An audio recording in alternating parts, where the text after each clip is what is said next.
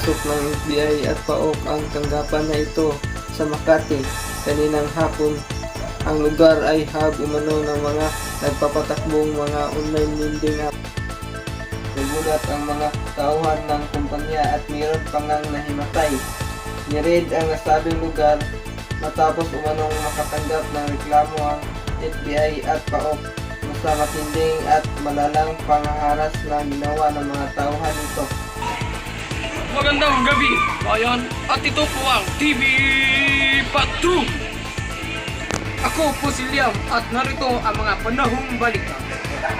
Sinang-ayunan ni Senador Win Gatchalian, inisyatibo ng Department of Development Education o DepEd na pagbabalik ng dating school na kalendar na magsisimula ng Hunyo at matatapos ng Marso o Abril.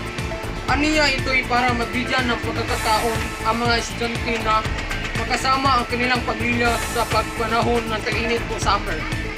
Dagdag pa niya kung maibalik man ito ay mas makakapagbigay ito ang mas mahabang panahon sa preparasyon sa eleksyon. Moro to mga kabayan!